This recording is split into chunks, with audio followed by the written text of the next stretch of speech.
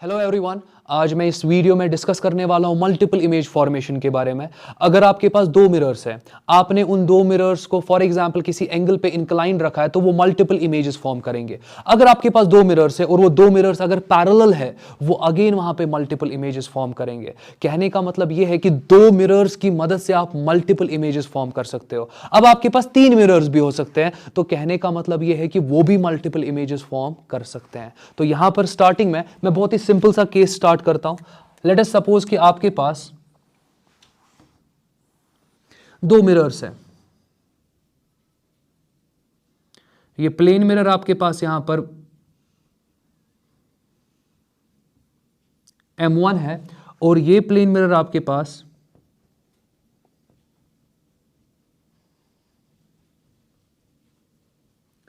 यहां पर M2 है। तो ठीक है, यहां पर सिंपली मैं एक रेफरेंस लाइन लूंगा, उस रेफरेंस लाइन पे ऑब्जेक्ट प्रेजेंट होगा। तो लेट अस सपोज कि मैं यहां पर एक रेफरेंस लाइन ले रहा हूं। इसी रेफरेंस लाइन पे ऑब्जेक्ट आपका लेट अस सपोज यहां पर है, ये आपका ऑब्जेक्ट है। अब आप देख सकते हो कि मिरर M1 के साथ यहां पर कोई एंगल बन रहा है, let that angle be alpha. और मिरर M2 के साथ यहां पर जो एंगल बनेगा, लेट दैट बी बीटा। तो आप देख सकते हो कि अल्फा एंगल मिरर M1 के साथ है और आपका जो बीटा एंगल है वो मिरर M2 के साथ यहां पे है। अब सिंपली आपको क्या करना है, आप पहले मिरर M1 लोगे और उसकी मदद से आप इमेज देखोगे कि इमेज कहां पे बनेगी। फिर आप मिरर M1 लोगे, उसकी वजह से M2 लोगे और उसकी वजह से देखोगे इमेज कहां पे फॉर्म करेगी। तो सिंपली अगेन डॉटेड लाइन डालना शुरू करेंगे, object distance is equal to image distance, उसी को फॉलो करते जाएंगे, हमें यहां पे रिजल्ट मिल जाएगा। अब सिंपली आप देख लो, यहां पर मैं डॉटेड लाइन डाल रहा हूं which is perpendicular to the mirror। ये डॉटेड लाइन जो है it is perpendicular to the mirror और इमेज आपको पहली यहां पर मिलेगी। यहां पर आपको पहली इमेज मिल रही है, लेट अस सपोज। और ये इमेज जो यहां पर है मिरर M1 की वजह से मिल रही है, मैं इस इमेज को यहां पर I1 बोल रहा हूं। सिमिलरली आप यहां पर एक डॉटेड लाइन डालना शुरू करो।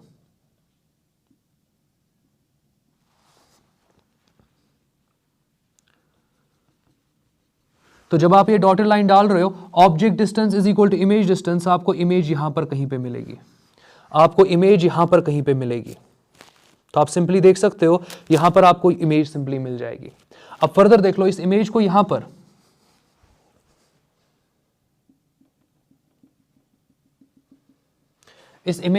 पर मैं सिंपली I2 कह सकता हूं। तो ये इमेज आपको मिल गई यहां पे। चलो इन इमेजेस का एंगल देखते हैं।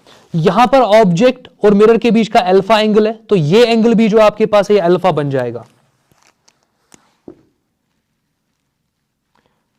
सिमिलरली यहां पर ये बीटा एंगल है, तो इमेज जो यहां पर एंगल बनाएगा वो भी आपका बीटा एंगल ही होगा,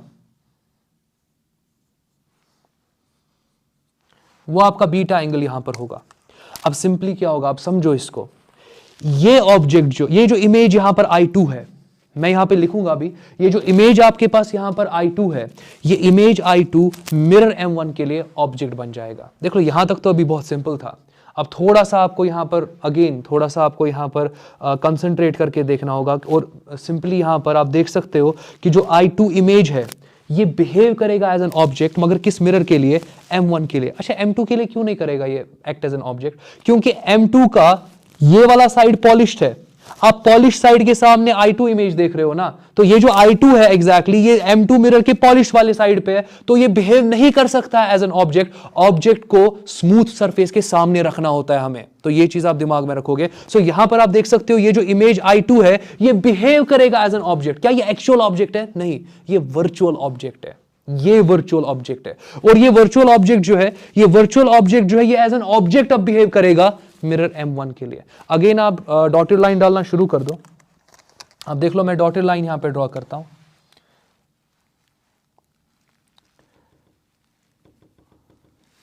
ये मैंने यहां पे कोशिश की परपेंडिकुलर ड्रॉ करने की, तो परपेंडिकुलर आपने ड्रॉ यहां पे किया।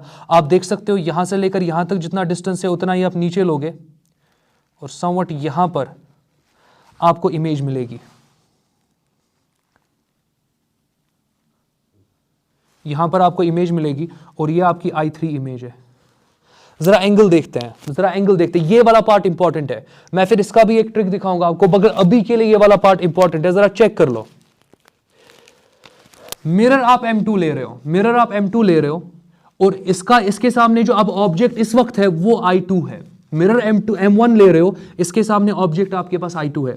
मिरर M1 के साथ अगर आप सिंपली देखोगे कि ये ऑब्जेक्ट जो है ये एंगल कितना बना रहा है मिरर M1 के साथ, एक तो अल्फा आएगा और ट्वाइस बीटा आएगा। अब चेक कर लो, मिरर M1 और ये ऑब्जेक्ट जो आपके पास है यहां पर वर्चुअल ऑब्जेक्ट इमेज I2 जो आपके पास है, मिरर और ये ऑब्जेक्ट जो है यहां पर एंगल कितना बना रहे हैं आपके पास अल्फा प्लस ट्वाइस बीटा। सो ये वाला जो आपके पास एंगल होगा, ये वाला एंगल, ये पूरा मिरर से लेकर अब ये वाला एंगल फाइनल यहां पर इस इमेज का एंगल जो होगा ये आपके पास अल्फा प्लस बीटा, और बीटा ट्वाइस बीटा होगा तो ये ट्वाइस बीटा होगा। अब कोशिश करो समझने की, मुझे पता है डायग्राम इसमें थोड़ा जंबल अब हो रहा है, तो मगर अगर आप पॉइंट बाय पॉइंट देख रहे हो मेरा वीडियो यहाँ पे तो आपको समझ में आ रहा होगा कि मैं डायग्राम कैसे बना रहा हूं। अब फर्दर ये वाला जो आपके पास ऑब्जेक्ट है, अब ये ऑब्जेक्ट तो नहीं इमेज है एक्चुअली, मगर अब ये तो वर्चुअल ऑब्जेक्ट कहलाएगा। वर्चुअल ऑब्जेक्ट मिरर M2 का होगा। आप सिंपली यहां से नॉर्मल ड्रॉ करना शुरू कर दो। जब आप नॉर्मल यहां से ड्रॉ करोगे आप सिंपली देखोगे कि यहां पर इस वर्चुअल ऑब्जेक्ट का जो कि इमेज I1 है, इस वर्चुअल ऑब्जेक्ट का फाइनल इमेज आपको यहां पर कहीं मिलेगा। ड्रॉ करते हैं, मैं ड्रॉ करता हूं, आप देखते जाओ। मैं सिंपली ड्रॉ करता हूं यहां पे।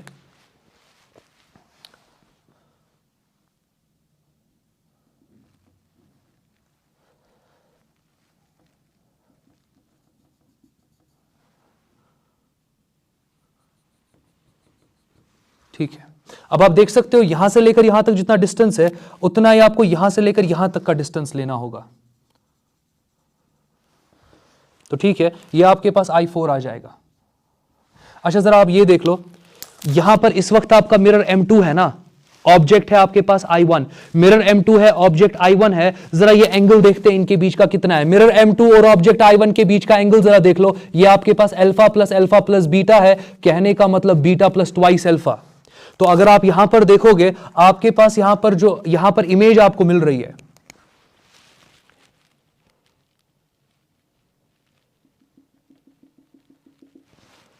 ये एंगल जो यहां पर होगा, ये वाला एंगल, ये आपके पास सिंपली यहां पर ये जो आपके पास एंगल आया था ट्वाइस अल्फा प्लस बीटा, ये ट्वाइस अल्फा प्लस बीटा होगा। अब अगेन यहां पर आप देखोगे कि ये वाला, अब यहां पर तो मैंने इतना बना दिया, आप इसको कंटिन्यू कर सकते हो, मगर ये इमेजेस अगर कोई इमेज यहां पर थोड़ा पीछे चली जाएगी, 180 के पीछे चली जाएगी, तब आप देखोगे कि वो इमेज फिर फर्दर ऑब्जेक्ट बिहेव नहीं कर पाएगी। अगेन होपफुली अभी तक किसी को डाउट नहीं होगा, आपने इसको फॉलो किया होगा। अब अगर इन डॉट्स को मैं यहां पे ज्वाइन करना शुरू कर दूं, अगर मैं इन डॉट्स को यहां पर ज्वाइन करना शुरू कर दूं,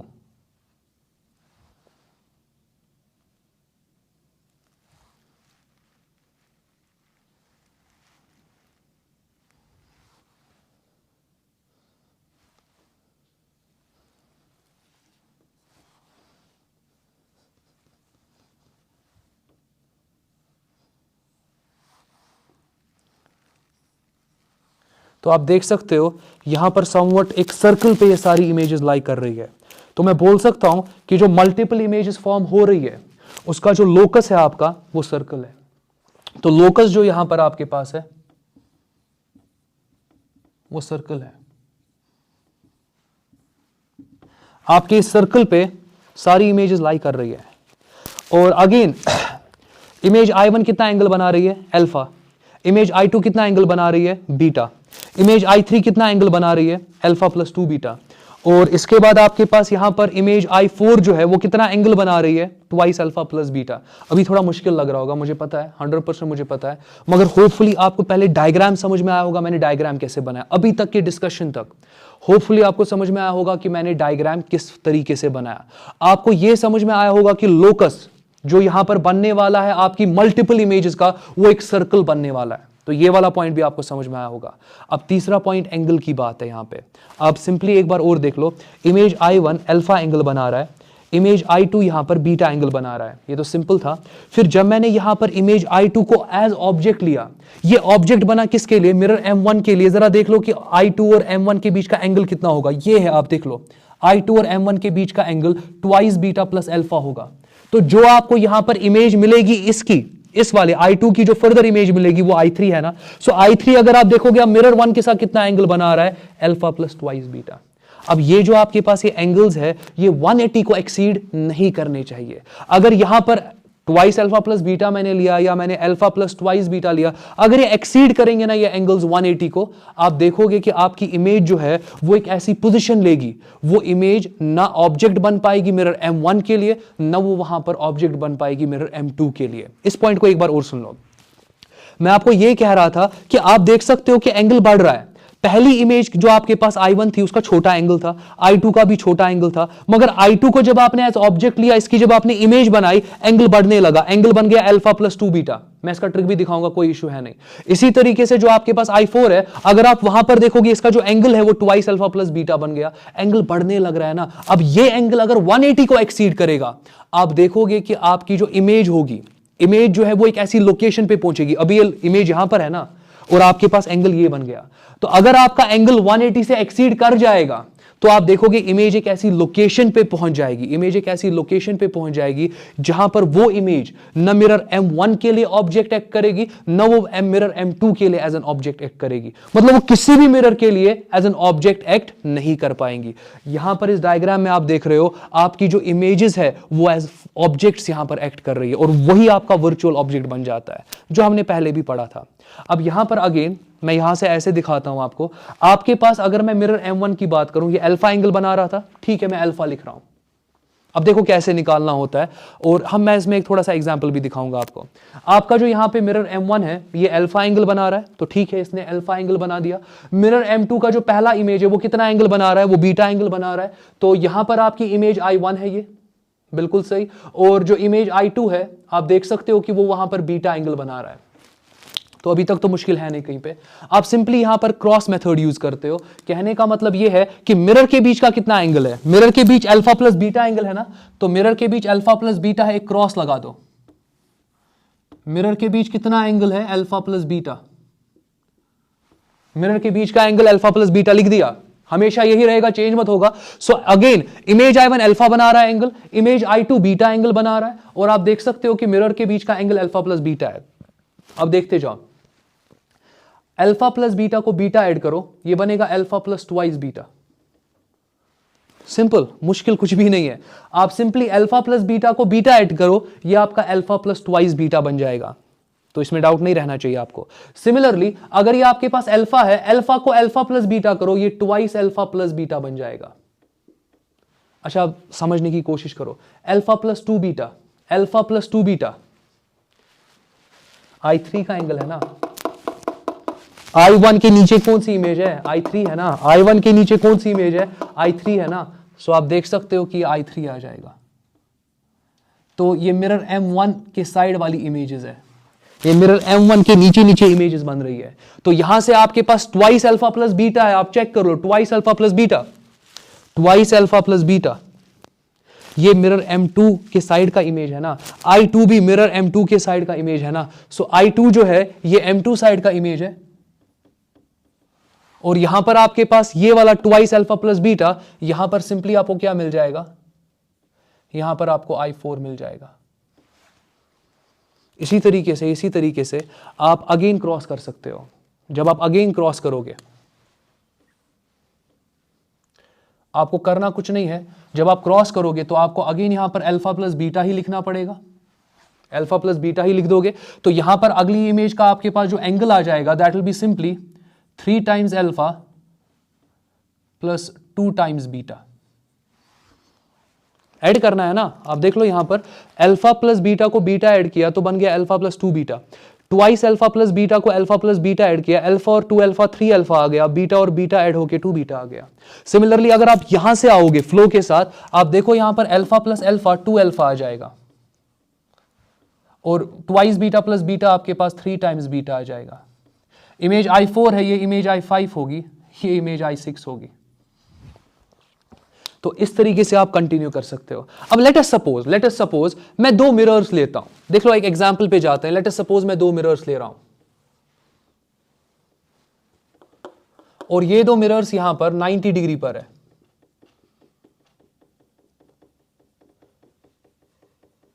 आपको पता है कि ये एंगल जो है ये एंगल जो है 180 को एक्सीड नहीं करेगा, ये एंगल जो है ये 180 को एक्सीड नहीं करना चाहिए, यही है ना आपके पास। तो ठीक है, फिलहाल के लिए मैं यहां पर सिंपली 2 मिरर्स ले रहा हूं। ये देख लो, मैंने 2 मिरर्स लिए। अब आराम से देखते जाओ, यहां पर सिंपली मैं आपको बोल रहा हूं ये 90 डिग्री है, इसमें कहीं पे डाउट नहीं होगा। लेट अस एज्यूम कि मैं बाइसेक्टर पे ऑब्जेक्ट को रख रहा हूं।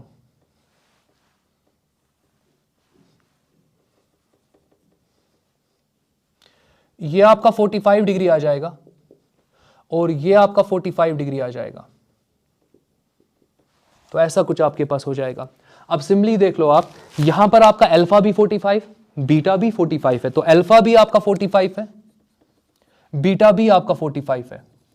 तो आपको करना कुछ नहीं है, पहली इमेज आपको 45 पे मिलेगी। तो पहली इमेज जो आपके पास है वो आपको 45 पे ही मिलेगी। मैं इमेज फॉर्मेशन यहां नहीं दिखाऊंगा, इमेज फॉर्मेशन आप खुद से फिर ट्राई कर सकते हो, जैसे मैंने यहां पर किया, आप खुद से ट्राई करना, आप देख लेना, आपको आ जाएगा। तो सिंपली मैं क्या कर रहा हूं, मैं लिख रहा हूं यहां पे अल्फा और मैं लिख रहा हूं यहां पे बीटा, और आपको पता है कि अल्फा का वैल्यू 45 है, तो इमेज I1 आपको 45 पे मिलेगी, बीटा का वैल्यू भी 45 है, तो इमेज I2 भी आपको 45 पे मिलेगी। अच्छा, मिरर के बीच का total angle alpha plus beta 90 के बराबर, तो क्रॉस एक लगा दो, इसको 90 लिख दो। तो अभी किसी को डाउट नहीं होना चाहिए। 45 प्लस 90 कितना होता है, 135, तो मैं यहां पे 135 लिख रहा हूं। तो ठीक है, बिल्कुल सही। यहां पर 45 प्लस 90 कितना होता है, 135, ठीक है, मैं 135 लिख रहा हूं। बहुत सही, अभी तक डाउट होना नहीं चाहिए किसी को। अब अगेन मैं यहां पर क्या करूंगा, दैट मीन्स ये इमेज I1 I2 ये I3 बनेगी, ये I4 बनेगी। Image I1 I2 I3 I4, मुझे सच में नहीं पता, बट मैंने ये ऐसे ही केस ले लिया, बट ये तो स्पेशल केस बन जाएगा, मैं दिखाऊंगा कैसे। तो बट फिलहाल के लिए ये 45 अल्फा बीटा और मिरर्स के बीच का एंगल 90 लिखा, क्रॉस कर किया हमने यहाँ पे 90 प्लस 45 135, 45 प्लस 90 135। अभी तक इसमें किसी को डाउट नहीं होगा। अब फर्दर यहाँ पर एंगल तो 90 ही है, तो 90 ही रखेंगे। 135 प्लस 90, 135 प्लस 90, अगर आप देखोगे ये आपके पास 5 225 डिग्री, ये बड़ा है ना 180 से, ये एंगल पे इमेज नहीं बनेगी, ये एंगल पे इमेज नहीं बनेगी। अगेन 135 प्लस 90 ये भी बनेगा ना 225, इस एंगल पे भी इमेज आपको नहीं मिल सकती है, क्योंकि मैंने बताया था ना 180 को एक्सीड नहीं करना चाहिए एंगल। यहां पर 180 को एक्सीड करा, यहां कोई इमेज नहीं है, यहां पर 180 को एक्सीड किया, यहां पर कोई इमेज अब आपको नहीं मिल सकती है। अब अगर मैं इसका डायग्राम बनाऊं, देख लो आपके हिसाब से कितनी इमेजेस होनी चाहिए, I1 I2 I3 I4, आपके हिसाब से 4 इमेजेस होनी चाहिए। बट जब आप इसकी डायग्राम देखोगे ना, आप देखोगे एक्चुअल में 4 इमेजेस नहीं बनेंगी, 3 ही इमेज बनेगी, क्योंकि आपके पास यहाँ I3 और I4 वाली जो इमेज है ना, ये सुपर इंपोज कर जाएंगी। अब देखना है ना हमें कैसे ये सुपर इंपोज करेगी। तो डायग्रामेटिकली आपको आइडिया भी मिलेगा कि इसका फिर डायग्राम कैसे बनाना होता है। मैं यहां पर आपको डायग्राम दिखाता हूं, आप सिंपली देखते जाओ।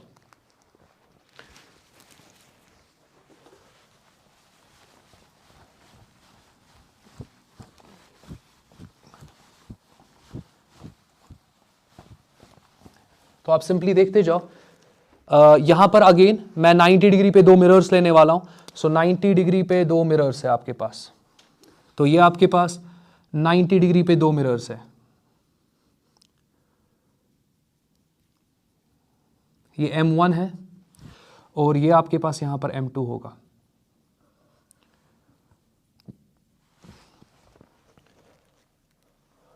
और आपका ऑब्जेक्ट यहां पर है और ये 45 डिग्री है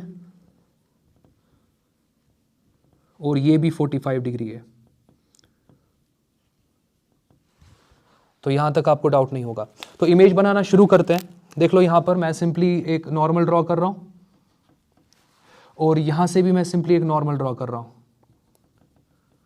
आपको पता है object distance is equal to image distance, तो जितना ये डिस्टेंस है उतने ही नीचे डिस्टेंस पे जाओ, आपको इमेज मिलेगी। ये आपकी I1 इमेज है और यहां से जाओगे तो आपको इमेज यहां पर कहीं पे मिलेगी, ये आपकी I2 इमेज है। अब एंगल तो आप देख लो, इमेज I1 किस एंगल पे और इमेज I2 किस एंगल पे। I1 45 पे I2 किस पे 45 पे, I1 45 पे, I2 45 पे। अब यहां पर आप देख लो कि ये जो आपके पास ये वाला पॉइंट है ना, ये समवॉट सर्कल का सेंटर भी बन रहा था। मैं यहां पर भी दिखाऊंगा सर्कल बनाकर। तो ये जो आपके पास दो मिरर्स जहां पर जो मैं बोल सकता हूं वर्टेक्स जो आपके पास है, जहां पे दो मिरर्स एक दूसरे को टच करते हैं, वो सिंपली आपके पास वहां पर सेंटर बन जाता है आपके लोकस सर्कल का। तो ये चीज आपको पता है।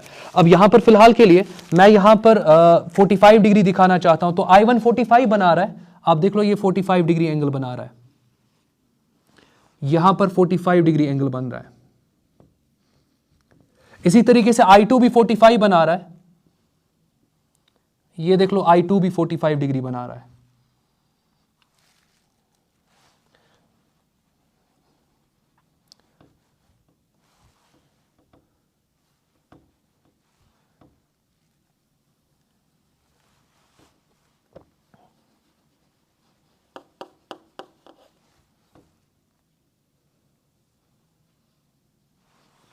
तो ठीक है,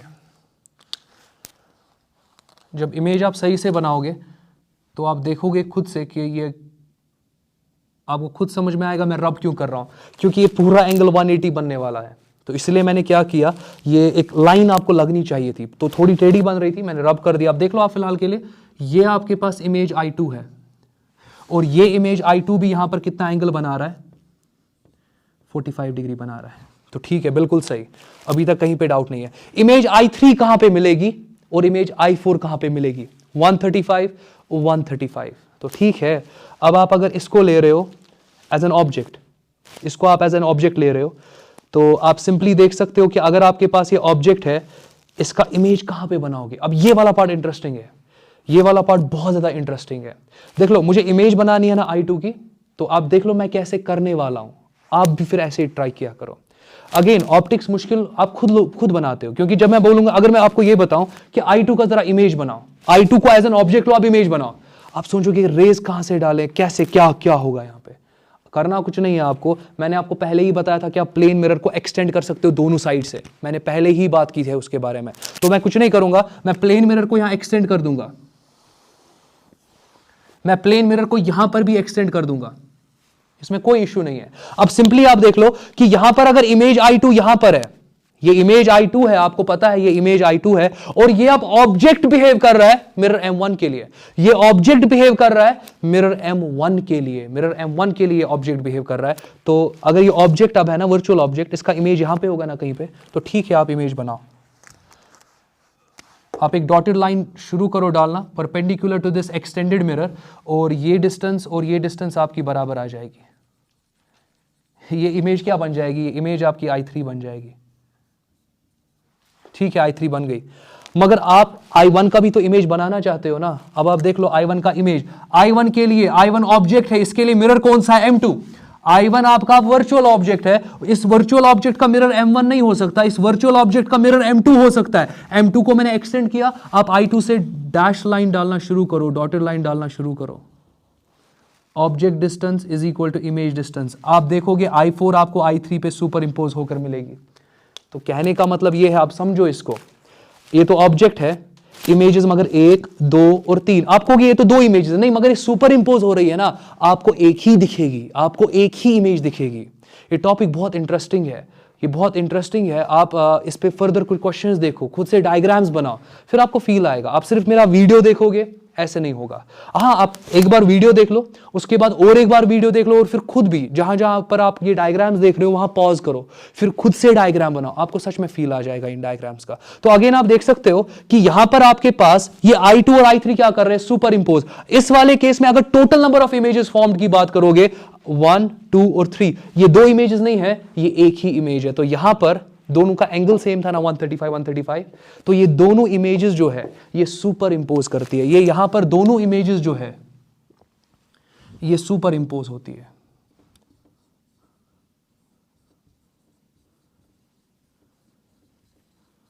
सुपर इंपोज्ड है।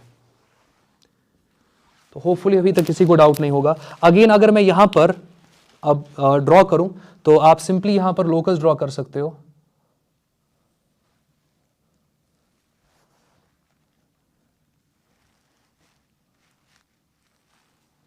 यह आपके पास लोकस है। सर्कल पे ही लाई कर रही है, सर्कल पे ही लाई कर रही है। और रेडियस जो यहां पर सर्कल का है, आपके दो प्लेन मिरर्स के इंटरसेक्शन से लेके ऑब्जेक्ट तक का जो डिस्टेंस है ना, ये आपके इस सर्कल का रेडियस है।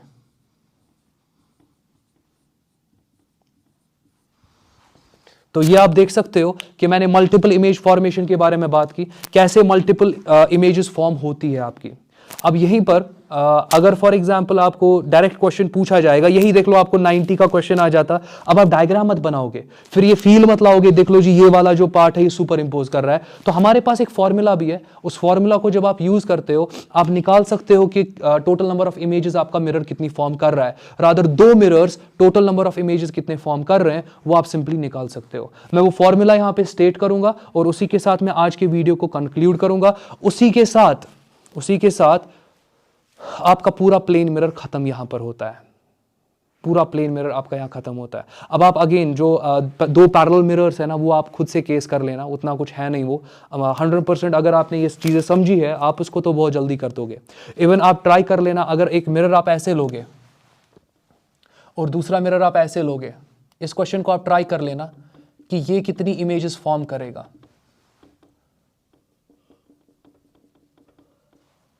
तो ये कितनी इमेजेस फॉर्म करेगा।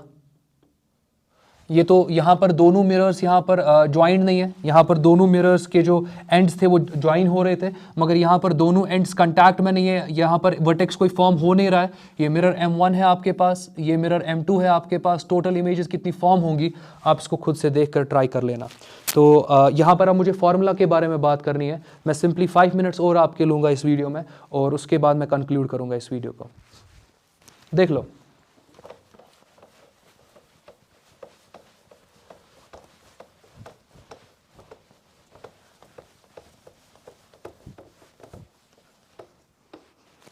ठीक है, आप सिंपली देख लो, आपके पास दो प्लेन मिरर्स हैं,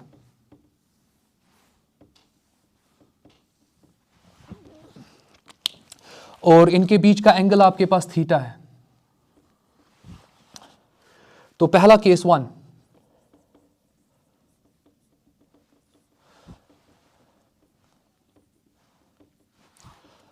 आप फाइंड करो, पहला स्टेप आपके पास होगा फाइंड 360 डिवाइडेड बाय थीटा। पहला स्टेप आएगा ना करना, थीटा का वैल्यू दिया होगा, फाइंड कर दो। दूसरा, if 360 by theta is equal to m is equal to even, मतलब 360 बाय थीटा आपको एक वैल्यू मिल रहा है और ये वैल्यू आपका इवन वैल्यू है। मतलब मैं यहां पर बोल रहा हूं इवन का मतलब, और ये इंटीजर है, इवन इंटीजर। दैट मीन्स अगर आपका m का वैल्यू 2 होगा, 4 होगा, तो m इंटीजर होगा, इवन इंटीजर होगा। तो तीसरे स्टेप में आप सीधे लिख लेना number of images formed is equal to m-1। कुछ नहीं करना है, हो गया। अब आप यहां पर अगेन, मैं तो ये वाला एग्जांपल लेने वाला हूं जो हमने ये वाला किया। हमें यहां 3 इमेजेस मिली थी, 2 सुपर इंपोज हो रही थी। ये -1 इसीलिए आ रहा है। ये -1 क्यों आ रहा है? क्योंकि आपकी इमेजेस ने सुपर इंपोज किया होता है, तो आप वहां 2 इमेजेस नहीं लेते हो, 1 लेते हो, इसीलिए -1 कर दिया। अच्छा, दूसरा केस देख लो। अगर आपके पास 360 by theta it is equal to odd, फिर इसके फर्दर 2 केसेस बनते हैं। 360 बाय थीटा ऑड आ गया और ऑड आपके पास आ गया, let us suppose odd integer आपके पास आ गया, let this be equal to again m, मगर अब ये ऑड आ रहा है, बस इतना आपको दिमाग में रखना है। तो अब आपके पास 2 केसेस है। एक केस आपके पास, अब देख लो, ये ऑड के लिए मैं डायग्राम बना रहा हूं, ये ऑड के लिए मैं डायग्राम बना रहा हूं। अगर फॉर एग्जांपल आपके पास ये देख लो 2 मिरर्स आपने रख दिए। अब ऑड के 2 केसेस क्या होंगे कि आपने ऑब्जेक्ट को बाइसेक्टर पे रख दिया होगा। लेट अस सपोज ये आपका एंगल बाइसेक्टर है, मैंने ऑब्जेक्ट को यहां पे रख दिया, और यहां पर आप दूसरा केस देख सकते हो कि मैंने ऑब्जेक्ट को यहां पर असिमेट्रिकली प्लेस कर दिया। यहां पर ऑब्जेक्ट सिमेट्रिकली प्लेस्ड है, बाइसेक्टर पे प्लेस्ड है। यहां पर ऑब्जेक्ट आपका बाइसेक्टर पे प्लेस्ड नहीं है, तो आपने ऑब्जेक्ट को कहां पे प्लेस कर दिया? क्या आपने उसको सिमेट्रिकली प्लेस किया? तो मैं इसको सिमेट्रिकल लिख रहा हूं।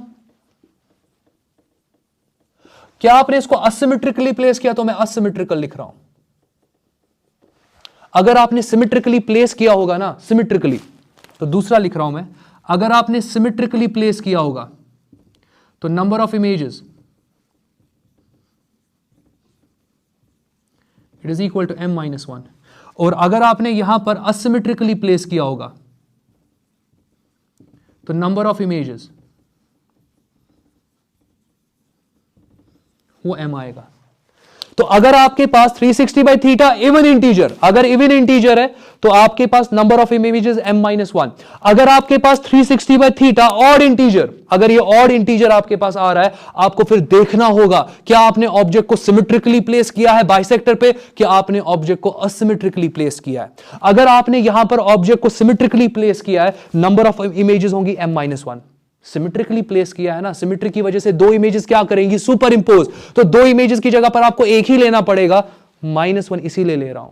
इसी तरीके से अगर आपने असिमेट्रिकली प्लेस किया है, नंबर ऑफ इमेजेस फॉर्म कितना होगा, वो m होगा। अब आप में से कोई पूछता है कि अगर आपके पास, चलो इसको केस 3 बनाते हैं, इसको केस 3 यहां पे मैं बना रहा हूं, अगर आपके पास लेट अस सपोज 4.8 के पास आ गया, मैंने एक वैल्यू लिया, अब ये तो इंटीजर नहीं है, आपका 360/θ 4.8 आ गया, अब ये इंटीजर मत है, यहां पर नंबर ऑफ इमेजेस जो होंगी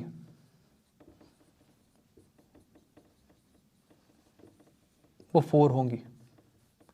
दैट मीन्स आपको ये डेसिमल वाला पार्ट छोड़ देना है, राउंड ऑफ नहीं करना, राउंड ऑफ कोई नहीं करेगा, राउंड ऑफ बिल्कुल भी नहीं करना। मैक्सिमम स्टूडेंट्स यही गलती करते हैं, उनको लगता है 4.8 आ गया 5 कर देंगे हो गया, नहीं, गलत है। आपको सिंपली क्या करना है, आपको यहां पर ये वाला पार्ट नहीं लेना है, डेसिमल वाला पार्ट छोड़ दो और ये वाला पार्ट आप 4 यहां पे ले लो, तो ऐसे कुछ आपके पास होगा। तो होपफुली अभी तक इसमें किसी को भी डाउट नहीं होगा, आपको ये चीजें समझ में आई होंगी। और अगेन ये वाला मैंने बताया था ना, इसको ट्राई करेंगे। अब जरा देख लो एंगल बिटवीन मिरर्स, आप देख लो एंगल बिटवीन मिरर्स कितना है, 90 है, तो एंगल बिटवीन, तो थीटा आपका यहां पे 90 है इस वाले केस के लिए। अगर थीटा आपका 90 है तो 360/θ जो आप लोगे वो आपके पास 360 डिवाइडेड बाय 90 आ जाएगा, ये तो 4 आ जाएगा। 4 इवन है कि ऑड है, इवन है, तो 4 आपका यहां पर इवन है, 4 इवन है, आप चेक कर लो, 4 आपके पास इवन है, केस 1 बन रहा है, 4 आपके पास एक इवन इंटीजर है, number of images formed m-1, m यहां पर 360/θ है ना, तो 360/θ आपका 4 आया था अभी, 4 - 1 कर दोगे। कहने का मतलब यह है कि नंबर ऑफ इमेजेस फॉर्म्ड